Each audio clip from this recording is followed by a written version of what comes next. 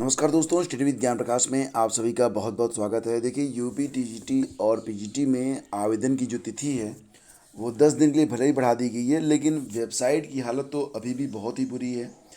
अभ्यर्थी आवेदन कर रहे हैं तो या तो वेबसाइट शुरू में ही नहीं ओपन हो रही है या फिर ओपन भी हो रही है तो शुरू में लगभग आधे घंटे की माथापच्ची के बाद जो वेबसाइट है वो जवाब दे जाती है। मतलब मिला जुला कर स्थिति ये बनती है कि एक फ्रस्ट्रेशन लोगों के मन में आ रहा है कि आखिर वेबसाइट चलती क्यों नहीं है। उम्मीद की जा रही थी कि लगभग 10 लाख आवेदन होंगे, लेकिन अभी तक कुल मिला के देखा जाए तो लगभग 6 लाख आवेदन हुए हैं। हालांकि ये जो खबर है अगर उसको आप देखें तो उत्तर प्रदेश माध्यमिक शिक्षा सेवा चयन बोर्ड ने एनआईसी से कहा था कि एक अलग से सर्वर लगा दिया जाए ताकि जो दिक्कत होती है, हर बार ये दिक्कत सामने आती है, तो वो दिक्कत इस बार सामने न आए। और इसके लिए 2 महीने पहले ही 1.5 करोड़ रुपए एनआईसी को दिए गए थे, लेकिन स्थिति अब भी वही है। चयन बोर्ड ने पहली बार जब 29 अक्टूबर को आवेदन किया था, मतलब लेना शुरू किया था, तब भी बहुत अधिक आवेदन के कारण जो साइट थी वो 2 सप्ताह के बाद क्रैश हो गई थी। बाद में जैसा कि आप जानते हैं कि 18 नवंबर को चयन बोर्ड ने विज्ञापन जो था वो निरस्त कर दिया था। तकनीकी विशेषज्ञों ने वेबसाइट क्रैश होने की समस्या से बचने के लिए अपना सर्वर लेने का जो सुझाव था वो दिया था, और इसके अध्यक्ष बीरेश कुमार ने एनआईसी को 1.5 करोड़ रुपए की भारी भरकम राशि सर्वर के लिए दी थी, लेकिन एनआईसी सर्वर उपलब्ध नहीं करा सका। भर्ती में हो रही देरी के कारण आखिरकार चयन बोर्ड को 15 मार्च की कॉमन सर्वर पर ही, मतलब पुराने सर्वर पर ही जो आवेदन थे वो शुरू किए गए, और स्थिति अब भी वही है जस की तस। जो आवेदन हो रहे हैं अभ्यर्थी उसमें खासी परेशानी अभी झेल रहे हैं। और फ्रेंड्स, एक खबर ये भी है कि कर्मचारी चयन आयोग की ओर से केंद्रीय सुरक्षा बलों के लिए कांस्टेबल जीडी भर्ती परीक्षा 2020 के लिए नोटिफिकेशन मई के पहले सप्ताह में आएगा। आयोग ने इस भर्ती के लिए पहले 25 मार्च को विज्ञापन की तिथि तय की थी। हालांकि शुक्रवार को जारी विज्ञप्ति में एसएससी ने मई के पहले सप्ताह में विज्ञापन जारी करने को कहा है। कांस्टेबल जीडी भर्ती परीक्षा के लिए सीएपीएफ, एनआईए और एसएसएफ और असम राइफल में राइफलमैन जीडी के पदों पर भर्ती की जाती है। और यूपी ट्रिपल एससी में जूनियर असिस्टेंट का जो रिटर्न का एग्ज़ाम है जो हुआ था उसका परिणाम जारी कर दिया गया है।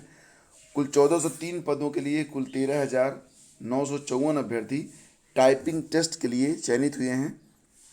तो ये जो परीक्षा थी अधीनस्थ सेवा चयन आयोग की कनिष्ठ सहायक सामान्य चयन प्रतियोगात्मक परीक्षा 2019, तो ये परीक्षा 2019 की थी। कुल 1403 पद थे। 13,954 अभ्यर्थियों को अगले चरण के लिए यानी कि टाइपिंग टेस्ट के लिए बुलाया जाएगा। टाइपिंग टेस्ट की जो डेट होगी वो भी जारी नहीं हुई है। इसकी सूचना आपको अलग से वेबसाइट के माध्यम से ही दी जाएगी। आयोग के चेयरमैन प्रवीण कुमार की अध्यक्षता में शुक्रवार की बैठक हुई थी। इसमें कनिष्ठ सहायक की लिखित परीक्षा का परिणाम जारी करने का फैसला हुआ। इसी के साथ आयोग ने लंबित लिखित परीक्षाओं के परिणाम घोषित करने का काम पूरा कर लिया है।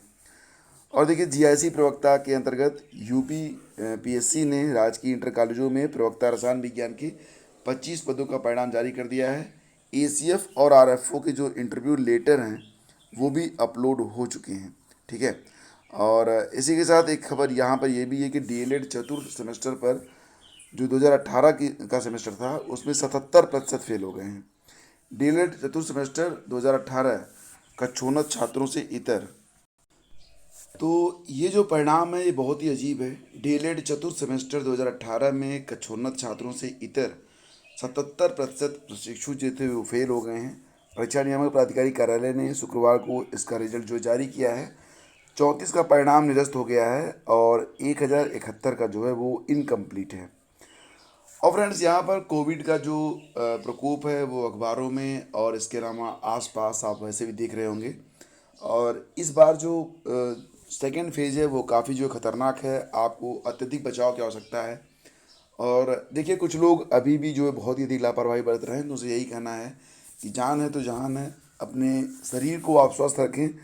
और इलाहाबाद विश्वविद्यालय और संबद्ध कॉलेजों में जो कॉलेज हैं वो 21 अप्रैल तक इसी की वजह से बंद हो गए हैं। और जो संबंधित परीक्षाएं चल रही थी ऑनलाइन मोड में, वो परीक्षाएं भी 10 से स्थगित कर दी गई हैं।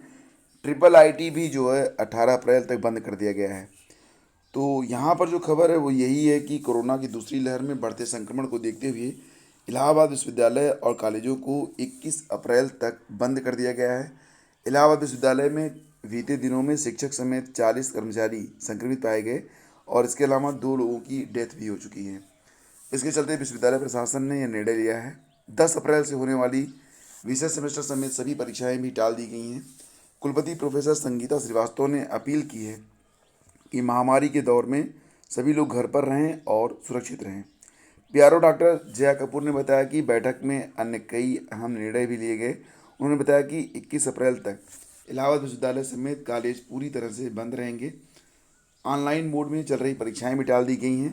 परीक्षा की नई डेट जल्दी जो एग्जामिनेशन कंट्रोलर हैं उनके द्वारा जारी की जाएगी और इसकी सूचना इलाहाबाद विश्वविद्यालय की आधिकारिक वेबसाइट के अलावा मीडिया के माध्यम से दी जाएगी। शिक्षक इस अवधि में घर से ऑनलाइन कक्षाएं लेंगे और हॉस्टलों में रहने वाले सभी छात्र छात्राओं से कहा गया है कि वो जो है जल्द हॉस्टल खाली कर घर चले जाएं। यदि हॉस्टल में कोई रहता है तो इलाहाबाद विश्वविद्यालय प्रशासन की कोई जिम्मेदारी नहीं होगी।